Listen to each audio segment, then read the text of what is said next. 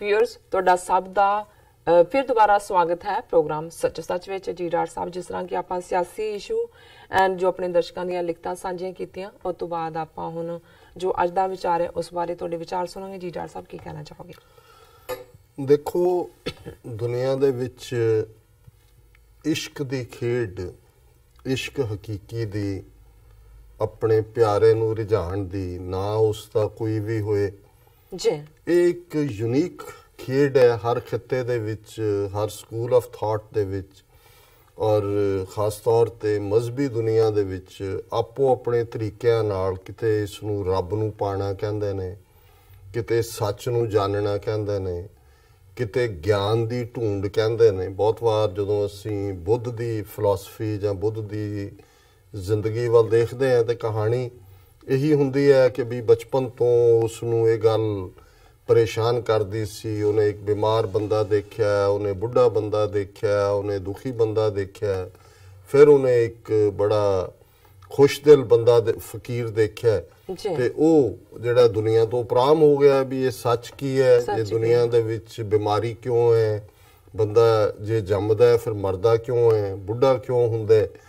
और इस सारे चों ही अक्सर ये हुंदा है कि जी वो गया दे विच जिहड़ी बिहार च है हुण वो एक बोड़ दे दरखत दे थल्ले जिहनूं बट वृक्ष या बैनियन ट्री कहंदे ने कि वो बैठा और वो जिहड़ा ਉਹਦੇ 'ਚ बेहोश हो गया।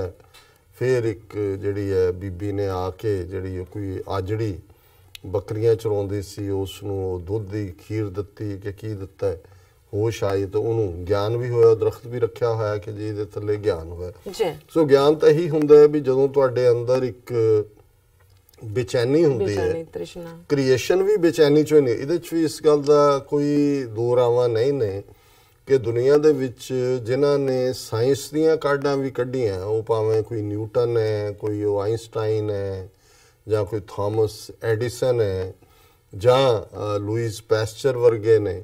ਹੁਣ ਇਹੀ है ਅਸੀਂ भी तो बैठते हैं दरख्त के थल्ले, फल डिगदा है, खा लिया। ਹੁਣ न्यूटन ਨੂੰ ਇਹ ਕਿਉਂ ਸੁਝਿਆ ਹੈ ਕਿ ਵੀ ਇਹ ਫਲ ਜਿਹੜਾ ਹੈ ਥੱਲੇ ਨੂੰ ਕਿਉਂ ਡਿੱਗਿਆ, ਉੱਤੇ ਨੂੰ ਕਿਉਂ ਨਹੀਂ ਗਿਆ। ਸੋ ਜ਼ਾਹਿਰ ਹੈ ਵੀ ਇਸ ਗੱਲ ਨੇ ਉਹਨੂੰ ਬੇਚੈਨ ਕੀਤਾ, ਜਿਹਦੇ ਚੋਂ ਫਿਰ ਲਾਅ ਆਫ ਗ੍ਰੈਵਿਟੇਸ਼ਨ ਨਿਕਲਦਾ ਹੈ। ਇਸੇ ਤਰ੍ਹਾਂ ਬਾਕੀ ਵੀ ਨੇ। ਸੋ ਹੁੰਦਾ ਤਾਂ ਇਸੇ ਤਰ੍ਹਾਂ ਜਿਹੜੇ ਕਵੀ ਨੇ, ਸ਼ਾਇਰ ਨੇ, ਜਿਨ੍ਹਾਂ ਦੇ ਕੋਲ ਭਾਵੇਂ ਇੱਕ ਕੁਛ ਨਹੀਂ ਹੁੰਦਾ, ਕਲਮ ਕਾਗਜ਼ ਹੁੰਦਾ ਹੈ, ਉਹਨਾਂ ਦੀ ਇਮੈਜੀਨੇਸ਼ਨ ਹੁੰਦੀ ਹੈ, ਉਹ ਉਹਨਾਂ ਦੀ ਜਿਹੜੀ ਹੈ ਸੁਰਤ ਜਿਹੜੀ ਹੈ ਉਹ ਕਲਪਨਾ ਕਰਦੇ ਨੇ।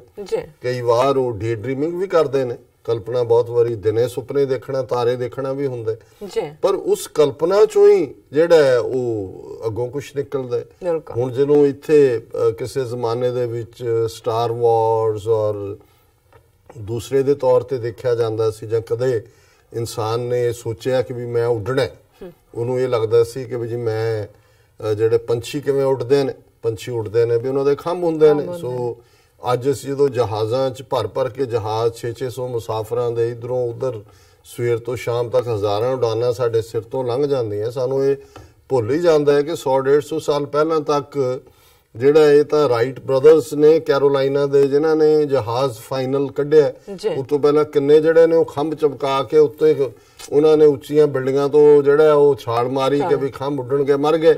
ਕੋਈ ਫਿਰ ਗੁਬਾਰੇ 'ਚ ਉੱਡਿਆ, ਕੋਈ। ਲੇਕਿਨ ਇਹ ਹੈ ਵੀ ਪਹਿਲਾਂ ਉਹਨੇ ਉੱਡਣ ਨੂੰ ਇਮੈਜਿਨ ਕੀਤਾ, ਇਵੇਂ ਸਮੁੰਦਰ 'ਚ ਤੈਰਨ ਨੂੰ ਇਮੈਜਿਨ ਕੀਤਾ।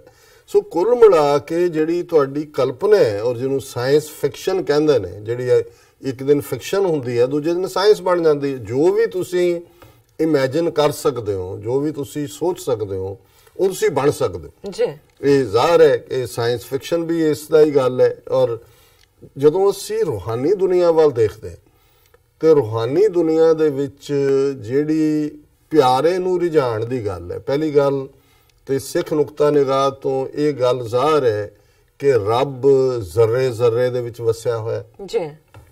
ਰੱਬ ਸਾਰੀ ਕਾਇਨਾਤ ਦੇ ਵਿੱਚ, ਜਦੋਂ ਅਸੀਂ ਕਾਇਨਾਤ ਕਹਿੰਦੇ ਹਾਂ, ਕਾਇਨਾਤ ਦਾ ਮਤਲਬ ਧਰਤੀ ਨਹੀਂ ਹੈ, ਧਰਤੀ ਤਾਂ ਇੱਕ ਛੋਟਾ ਜਿਹਾ ਇੱਕ ਪਲੈਨਟ ਹੈ ਜੀ। ਇਸ ਕਿਸਮ ਦੇ ਮਿਲੀਅਨਸ ਨਹੀਂ ਬਿਲੀਅਨਸ ਨੇ ਪਲੈਨਟਸ, ਜਿਸ ਨੂੰ ਗੁਰੂ ਸਾਹਿਬ ਨੇ ਫਰਮਾਇਆ ਸੀ, ਧਰਤੀ ਹੋਰ ਪਰੇ ਹੋਰ ਤਿਸ ਤੇ ਭਾਰ ਤਲੇ ਕਵਣ ਜੋਰ ਜੀ।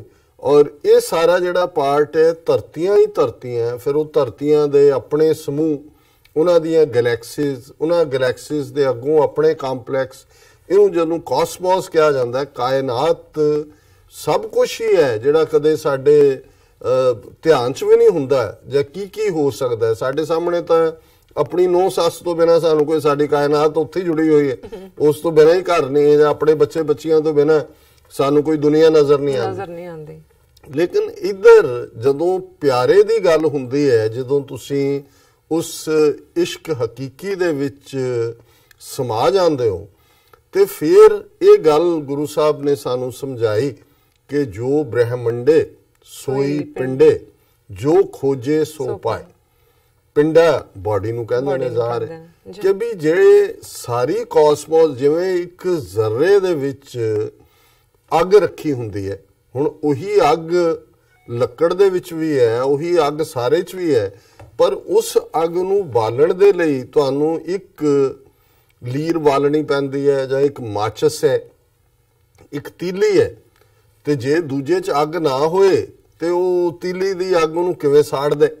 ਸੋ ਜ਼ਾਹਰ ਹੈ ਵੀ ਅੱਗ ਹਰ ਇੱਕ 'ਚ ਹੈ, ਲੱਕੜ 'ਚ ਵੀ ਅੱਗ ਹੈ। ਔਰ ਜਿਵੇਂ ਕਈ ਥਾਂ ਪ੍ਰਮਾਣ ਜਦੋਂ ਗੁਰਬਾਣੀ 'ਚ ਵੀ ਦਿੱਤੇ ਹੋਏ ਨੇ ਕਿ ਕੋਈ ਦੁੱਧ ਹੈ, ਦੁੱਧ ਦੇ ਵਿੱਚ ਤੁਹਾਨੂੰ ਕੋਈ ਕਹੇ, ਤੁਸੀਂ ਬੱਚੇ ਨੂੰ ਕਹੋ ਜੀ ਇਸ ਦੇ ਵਿੱਚ ਘਿਓ ਹੈ, ਉਹ ਕਹੇ ਜੀ ਦੁੱਧ ਚਿੱਟਾ ਹੈ, ਘਿਓ ਇਹਦੇ 'ਚ ਕਿੱਥੋਂ ਘਿਓ ਹੈ, ਨਜ਼ਰ ਤਾਂ ਆਉਂਦਾ ਨਹੀਂ ਹੈ। ਉਸ ਦੇ ਵਿੱਚ ਫਿਰ ਤੁਹਾਨੂੰ ਜਿਹੜਾ ਦੁੱਧ ਨੂੰ ਜਮਾਣਾ ਪੈਂਦਾ।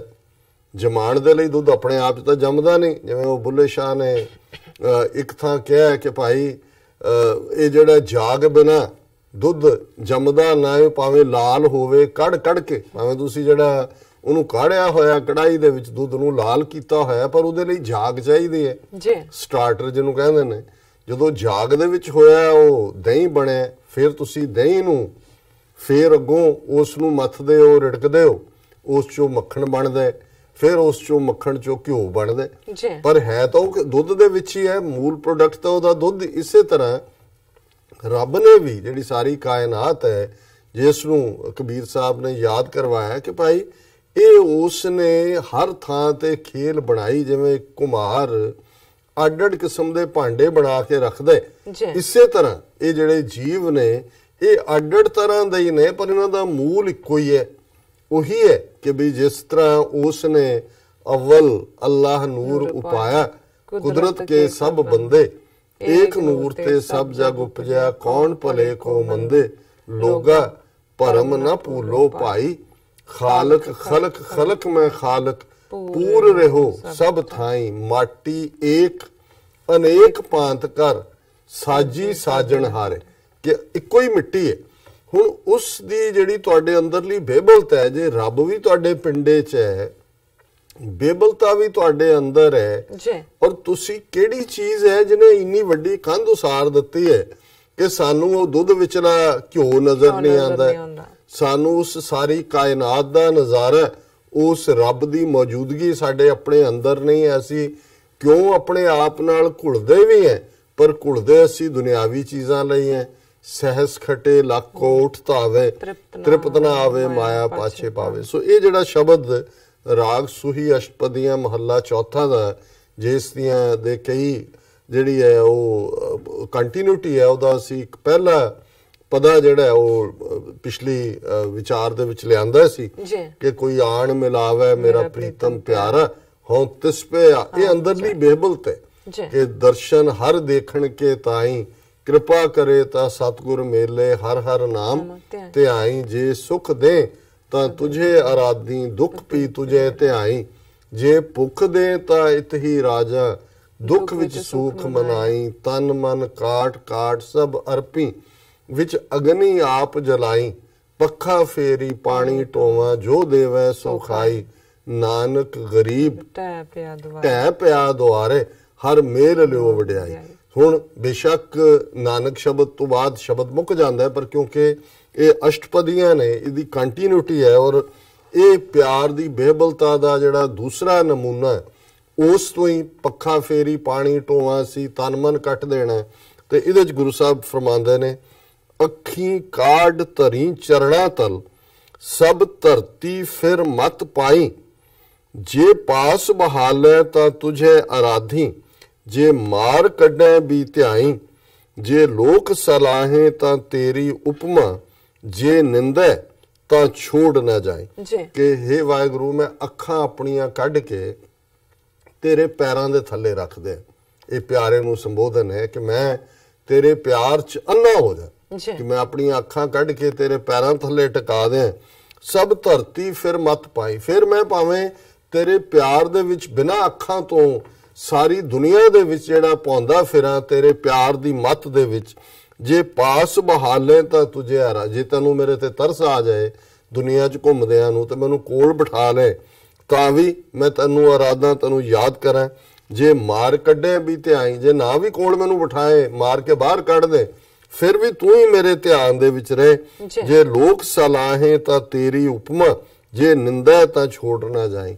ਜੇ ਕੋਈ ਸਲਾਹਤਾ ਕਰੇ ਤੇ ਉਹ ਵੀ ਤੇਰੀ ਹੋਏਗੀ ਕਿਉਂਕਿ ਮੈਂ ਤੇਰਾ, ਤੇ ਜੇ ਕੋਈ ਨਿੰਦਦਾ ਤੇ ਫਿਰ ਵੀ ਜਿਹੜਾ ਮੈਂ ਤੈਨੂੰ ਨਹੀਂ ਛੱਡਾਂ। ਇਸ ਕਿਸਮ ਦੀ ਮੈਨੂੰ ਬਖਸ਼ਿਸ਼ ਕਰ।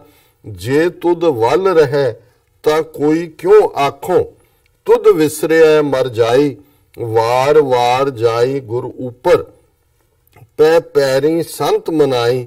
ਨਾਨਕ ਵਿਚਾਰਾ ਭਇਆ دیਵਾਨਾ, ਹਰ ਤੋ ਦਰਸ਼ਨ ਕੇ ਤਾਹੀ। ਕਿ हे ਵਾਹਿਗੁਰੂ ਜੇ ਤੂੰ ਮੇਰੇ ਵੱਲ ਰਹੇ ਤਾਂ ਮੈਨੂੰ ਕੋਈ ਕੀ ਕਹਿ ਸਕਦਾ, ਮੈਨੂੰ ਕੋਈ ਕੀ ਕਹੇਗਾ।